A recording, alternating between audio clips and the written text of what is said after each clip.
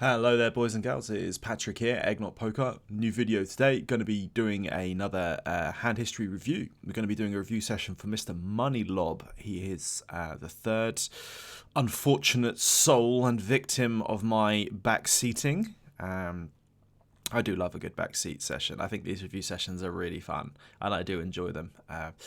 Right, so what have we got here? We have got GG Poker Russian Cash, and this is 25 NL. So I haven't actually played 25NL. I haven't played many of the Zooms on Russian Cash on GG. So you guys are probably going to know more than I am in terms of how the populations are playing. I do not have any notes or histories on how any of these hands. I have no idea what's going on with the player pools. The only thing I do know is that the rake is even more amplified than PokerStars is, I believe. I think the rake is even more astronomical. So what I would be doing overall, I suppose, I think there's also pre-flop rake, I do believe, as well. So we have to be extra careful with what we're doing and how we're doing it. I think I'd be playing relatively tighter in the early and middle positions. I think I'd probably be opening slightly bigger.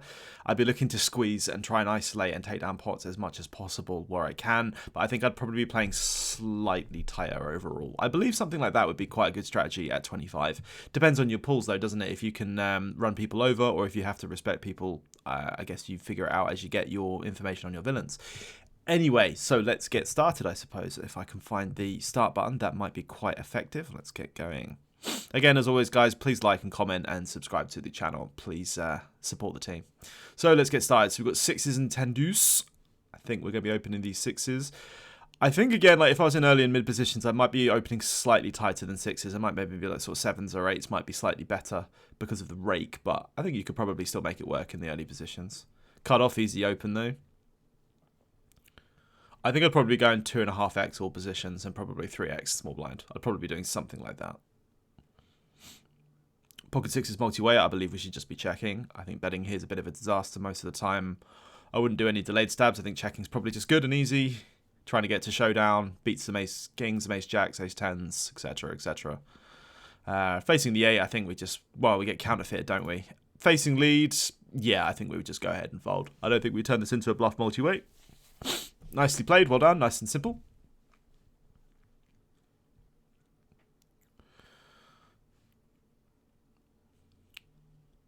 Getting some hands at least, got the king queen here now as well. So with the blind on blind dynamics, with the way the rake is, if I have any combos that have like marginal or mixed 3-bets, so for example like Jack 9 off here, if you want to 3-bet, you probably could. I like it more. I can't see using. I mean, I don't know if you're display capturing or just capturing off your script off your applications. I don't know if you have a HUD and an RNG here. It's not super relevant. But what I'm saying is, I think because of the rake, I'd be a bit more aggressive with combos. So, for example, some of the mixed combos that might have mixed frequency 3-bets, I'd be 3-betting a little bit more consistently. You have to pure 3-bet them, but I'd be 3-betting quite a lot just to really, really try and take down as many pots as I can and just net some extra EV and just be careful of the way the rake is. Defending and folding lots post-flop and defending quite wide in general. You know, I know this is not a wide defend, but what I'm saying is like I'm incentivized more to be quite 3-bet heavy rather than just sort of defending a lot of sort of, you know, marginal hands. But calling is completely fine. Let's see how we go. What have we got? We flop Jack Eye with the backdoor straight draw. Nothing too much going on. I don't know how the population's playing in the small blind. I don't know if they're quite aggressive or quite passive. I would think at 25 you've still got a lot of the majority are going to be quite capped when they check, and they're going to be probably quite strong when they're betting multiple times and betting turns and rivers. So we'll see how they go on the flop. Queen 8, I can get behind opening. I don't mind playing tighter in general just because of the rake. If I was going to open, I would be opening about 2.5. I think 2 is a bit small. I don't mind stabbing here with a Jack 9. Just very quickly, if I was going to stab this, I mean, again, I'm thinking more theory-based. I'd mainly be going bigger because we're quite polarized here. We don't really have ace-king. A lot of our suited hands and our value hands like king-queen suited, king-jack suited, we'd be doing 3-betting quite a lot of the time. He's got more aces. He's got more kings. He's got more ace-king. He's probably got more sort of nutted value suited combos that we don't have because we would 3-bet them. We both have sixes and deuces. He's going to have king deuce suited, king six suited, as are we. So we've got a little bit of a disadvantage. I think if I was going to be betting, I'd be betting bigger. If you're doing this as an exploit, so you know, for example, population is capped and just fold a lot versus a small c-bet when they check, especially out of position, then I guess that's completely fine. But most of the time I'd be betting bigger. I don't want this guy to sort of check with like ace-10, which would be also fine, but just saying, and then I don't want to sort of incentivize this guy to check call and check raise me. I would sort of punish him and push him with a larger size, just personally, if I was in these situations. And I think we have an easy fold even versus the smaller size with the queen 8 suited. King's a good and a bad card. It's blocking the amount of traps he can potentially have, but it's also limiting the amount of value we're technically representing. So now we are extremely polarized on the turn. We bet the flop, and if we want to go ahead and bet the turn, we're basically saying we've got sixes, we've got deuces, we've got king six, got king deuce, we've got like really, really strong draws. We would be checking back a lot though as well anyway. I think with like our best hand apart from boats is something like king queen here, and that's limited on the turn. So I would be going really big, potentially overbetting or checking. I mean, let's see what we do. I would prefer just to keep going though. I don't hate check back, but I probably would have just continued. Push him off something like ace high, pushing off something like pocket fours, just really put pressure on him. With the river check, I actually like the check back on the river because I think villain does represent ace high quite well. I think with the blind on blind, they are going to be checking a decent amount of ace highs there that have turned rivered paired, so that's probably fine. But I would have just barreled the turn and probably overbet. Bet large overbet or overbet, something like that. Just quickly with the 5-6 suited here, personally with the rake, and this is even including up to stakes like 25 and 50, especially on GG with the rake, I wouldn't be incorporating any kind of limping strategy in the small blind, just personally. I think you're better off just opening and then playing a defense strategy versus the big blind when they 3-bet you. That's what I would personally be doing. I don't think limp calling or limp raising makes any sense with just the way the rake is. If you can just attack lots of naked hands and not let them realize for free, that's really good. Your population aren't going to sort of, like, for example, if you're saying, right, I'm going to trap like aces, I'm going to trap kings, I'm going to limp and re-raise, you just scare them off by doing that because population will probably just assume that you've got a really good hand, and you probably will when you do that. So I would just basically open, facing 3-bets from villains, potentially develop a 4-bet range. That's what I would be doing, defense and 4-bet range. I wouldn't be limping. I think you can't really limp fold, you can't really limp call, limp raising. It's just like all scenarios are just like are not great versus just opening, in my opinion. So we'll see how we go. We do limp. Let's see what Mr. Tea Time does. He does raise. Raises relatively big. He can raise between 3 and 5x, I suppose. I'd probably just fold versus the raise with the limp. But had we just opened, we just make life a little bit easier. So I would have done that instead. Ace Queen, I can get behind 3-betting or calling. I think both are completely fine. We can have some calls in the small blind against UTG and MP if we want to. That's completely fine, even with the rake structure, because we can still make some decent money by having a bit of a limping range. But on stars where you don't get raked pre-flop, for example, you're a little bit more incentivized to 3-bet, I suppose. But calling will still net you a decent amount of EV, I would think. I'd be folding queen 3 unless we have super information. If we know our villain's folding like 80+%, we could potentially over 3-bet bluff, but that's a bit of an exploit. Again, opening larger under the gun with king jack. I mean, our range should be opening larger just with the rake environment. If you were playing stakes of like maybe 100 NL plus, you could probably get away with like opening more like 2.2, more like a GTO style. But I think 2.5 plus is better at this stake just because of the egregious rake. What happens here? So we open, we limp again with the ace-4. Again, I wouldn't do this. I'm not being funny, but I think this is I think this is a mistake to have any limps. We do have a protected check though, which is fine, and then we make a delayed overbet size. Yeah, I suppose that's completely fine. I think as played, I think just because villains, like when the villain checks back after you limp, he's just showing weakness, isn't he? He's probably got quite a weak marginal range, but he's still got a lot of hands. The A-side board, when they check back as in a limp pot, they're just going to have loads of really weak marginal showdown or just air. So I'd actually rather check again, allow him to bluff or allow him to potentially value bet worse. And then had he checked the turn, then potentially gone for an overbet river size against like a weak jack X or like 4-5, or like 4-6 suited or something that he may not have bet the whole way or at any point, something like that. I think theoretically having a check here and then overbetting turn is good. I think, however, at 25 and out exploitatively, I think we're just going to not make as much money. I would have raised that pre, check is fine, and the turn size theoretically is fine, but again, versus population, I probably would have checked twice or made a smaller sizing. 10-9 suited with the rake environment. Again, you shouldn't really be 3-betting that much. We should primarily be calling and folding. I think I would just call here or fold, depending on the player type, just because of the rake. I feel like I would rather get here with a hand like King 5 suited and 3-bet, rather than flat in position with a hand like 10-9 suited and potentially get squeezed behind, in my opinion, at these stakes. But again, we're going to make money by calling, I think, overall, but I would just prefer to potentially fold or wait for a better hand or a different type of hand to play in a polarized 3-bet. Queens is a nice open, and we're continuing on the flop with the pair. The back doors, open-ender against third. I think we're always calling. I think against third, you could theoretically raise this some of the time, but I think I would just keep life really, really easy. We just beat Queen-Jack, we beat Ace-Jack, we beat Ace-Queen, and then we lose to plenty of hands as well. We just got good equity. I think versus his size at 25, I would prioritize calling. But I think you could probably raise here some of the time, but I think calling would just be so much more simple.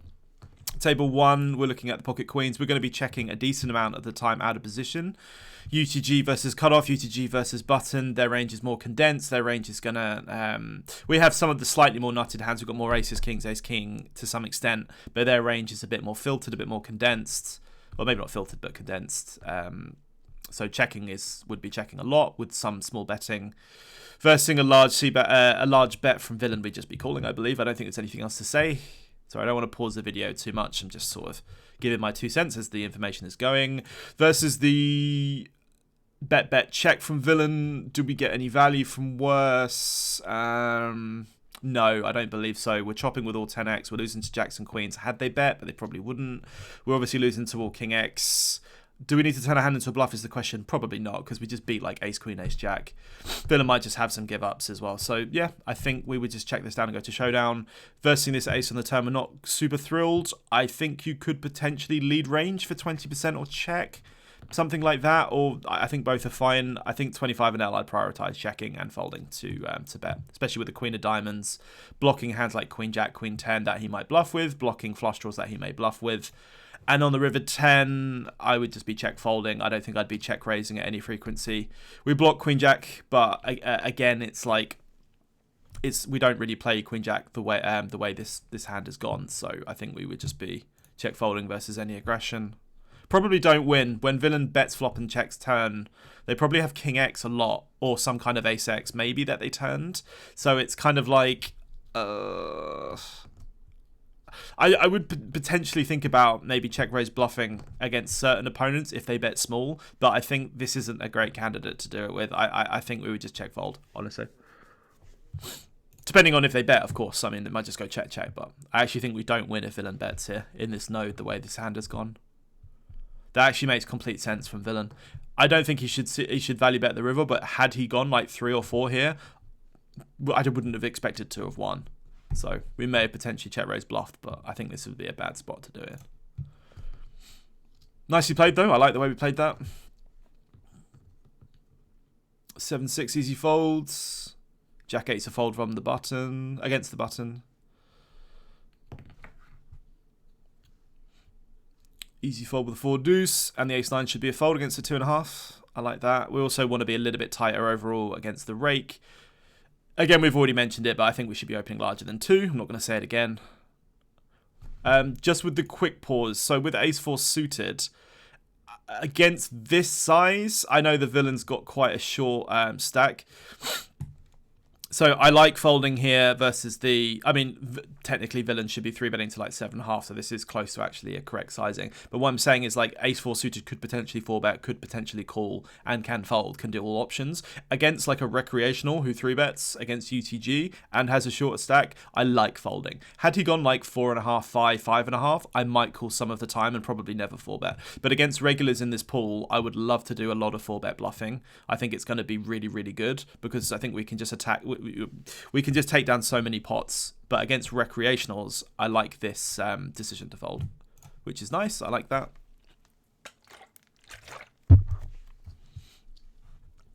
Queen 4, my brother's favourite cursed hand.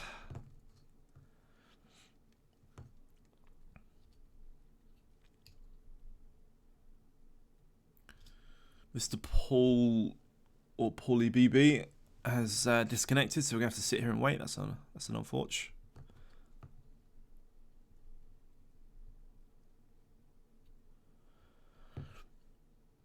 This sucks when you're two-tabling and you're just sitting here waiting for someone. So nice fold with the 5 deuce. It's pretty easy. One thing to say is because of the rake, it's like if you've got... you're not super thrilled with opening loads of crazy wide hands, but have you had... what I would say is just double check the types of villains that you've got. Sorry, I'm just trying to find that 5 deuce. Let's play that back. So when you've got potential villains, like I wouldn't just fast fold the button at these stakes. I would at least have a look at what the blinds look like before you fast fold. I know 5 deuce suited is just a really, really easy fold. It's never an open technically, but just double check. Like for example, you've got a guy here who's not completely full stack and neither is the small blind. So you might actually, like double check if they're tight recreational. They're both probably weaker recreational players. I'm not saying you should start opening as wide as 5 deuce as default, but what I'm saying is against 2 recreationals in position with a very, very low obvious connector, it's not great. But if you know that these guys are extremely tight and very, very bad post-flop, you might be able to net a very small amount of additional EV. But I'm just saying it's very, very, very small. But I wouldn't fast fold. I would at least consider having a look at what the blinds are like. If these guys are folding loads, then I would be opening way wider than GTO would suggest on the button, just in general. Plus, this candidate, as kind of crappy as it is, it's still a suited connector in position. Although, suited triple gapper, but c'est la vie, I suppose.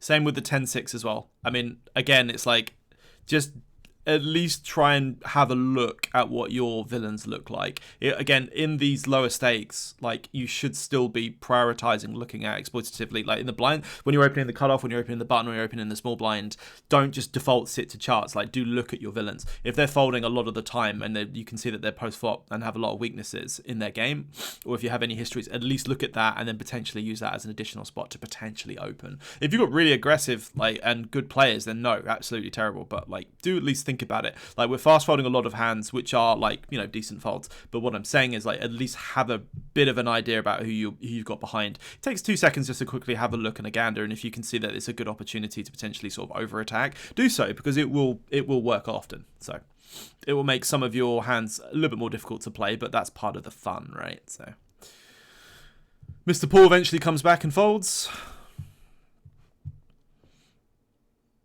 10 deuce. So this is a big thing. This is a big potential mistake, in my opinion. 10 deuce obviously is a crap hand to defend. However, remember, like, don't fast. This is something on GG, I suppose, but don't fast fold the big blind, because you know what might happen. You might just get a walk, and you've attained 1.4 big blinds here. You see, so it's like don't just fold because it may yeah. You're saying I'll insta fold and get to a next hand, but you may have got 1.5 big blinds here. You get your 1 big blind reimburse and you get the small blind, whatever. And it's like, it takes 2 seconds for these hands to make a decision or folds. And, I would, if you're doing this every single time, especially over several hours in sessions or multi-tabling, 4 tables, whatever, I would think you lose a bit of money here by doing that. So keep an eye on that, in my opinion. I would not fast fold the big blind. Small blind, fine, but big blind, not so much. I think deuces through 6s is up to you, depending on the villains behind. I think deuces through 5s in theory don't open that much anyway, but it's like if you've got really tight opponents and recreationals, you can probably net a bit more money by potentially opening them, but it's very, very low. Like technically the deuces through 5s and like the low to mid connectors early in mid position, they don't make a lot of money. They're very, very sort of neutral. So I don't hate not sort of opening them that much. Just as a piece of information, I suppose. If I've got a table full of recreationals or full of whales and like sort of passive whales, I might open them a bit more often. Queen Jack suited. Pretty hand. So against this 3x, so I wouldn't fold. I would either 3-bet or call. We've got this guy tagged as a recreational, I believe. The whitish tag, from what I can see, is I think the recreational. This guy hasn't got a full stack, so I wouldn't be folding. I know the rake is high. I know the guy's 3x. I know he doesn't have a full stack. But Queen Jack suited, we can make money out of this. I would either be calling or 3-betting. When just as a thing from like the micro stakes on stars, I'm trying to think of like a 25 NL situation. I suppose like when recreationals 3x, especially from early and mid position, they tend to generally be a little bit tighter. So I'd probably call rather than 3-bet and have to fold. Or facing a 4-bet and then play them post flop. So I would look to probably call this. If you know your villain's extremely tight, then maybe folding's not too bad, but I think you should be calling there, in my opinion. Easy bitches with the queen 5. A7, so A7 and Ace 5 can open at some... A7 can open at a very small frequency. I don't know if you know that. It depends what ranges you're looking at, but I think, again, like in the cutoff and the button, I'd be opening most of these. I know like Ace 6 is a crap hand, Ace 4 is a crap hand. A7 and Ace 5 can open at some frequency, so I would open those. I would have opened that. Go after these blinds, really attack them, just keep taking them down. Easy fold with the queen 10. I like so UTG open, hijack, 3-bet. Yeah, I think king queen 2 is going to be 4-betting a lot of the time. So at stake like 25 and above, I think 4-betting now starts to be part of a game theory that that should be used in your game theory quite a lot. I think 4-betting more like linearly, like this, for example, is quite good. I would think in theory you'd probably be 4-betting here quite a lot, actually. I don't know if the population are aggressive enough for you to make this a profitable 4-bet, or maybe they're just opening and sort of pure folding combos that should defend, and they're not doing so. So it's tough to say whether this is going to make you tons of money or not in these populations. Like you could say to yourself, like, oh, I know they're folding to 4-bet a lot of the time. This is a hand good enough to 4-bet and can defend, like play relatively well post flop. So I might just follow that strategy, which would be fine. So I mean, personally, I would just love a 4-bet here. I'd love a 4-bet to say 15 and a half would be lovely. That's what I'd like to see. I wouldn't hate a fold if you know your villains are extremely tight either. But if you know they're sort of regular, quite good, quite aggressive, then I would love a 4-bet here. I love the 4-bet. I think we're a little bit big. It's a bit nitpicky, but I think we should be going sort of like 15 and a half, something like that. I think 17 is just risking an extra big and a half that we don't need to risk, but sure. It's not the end of the world.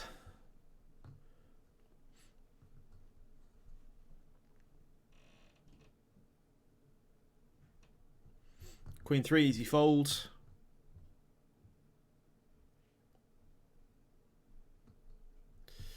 Come on. Everyone from, is that China, is it? Everyone from those countries are disconnecting on us, which is annoying. We want action, baby. I hope we get called so we can play a 4-bet pot.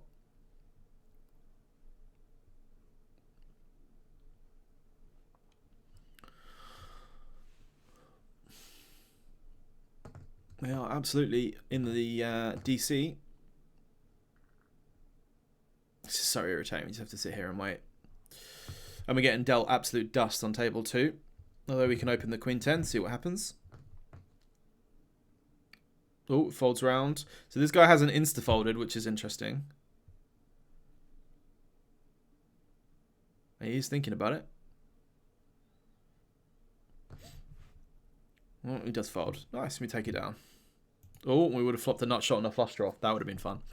Table 2, the guy's 3-bet, yeah, easy fold with the queen 10. Against that sort of crappy min and a half-ish size out of position, if you've got some hand candidates a little bit closer, like king jack off, for example, I may start defending just because it's like you're getting such a ridiculous price in position against a perceived weaker player, unless you know they're extremely tight, right?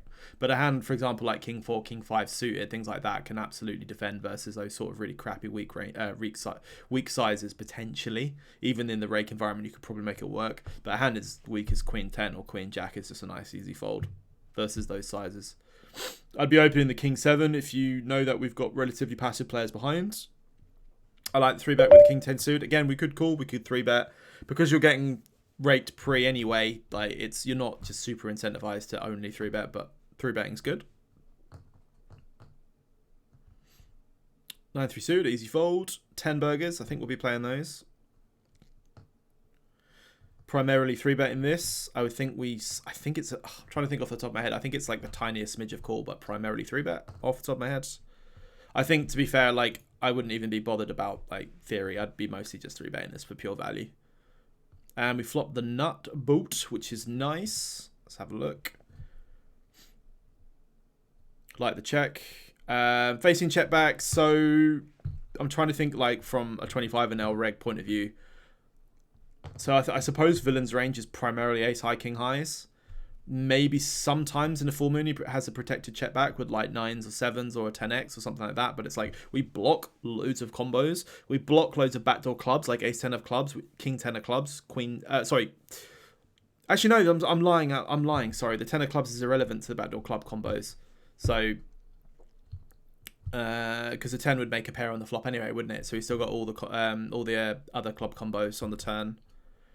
I'm trying to think whether I'd lead this or check back. I think I just check. I think I just check. Sorry, to him in the turn. Let him like maybe just stab some kind of like no equity hand, or just let him bet and then probably raise versus turn.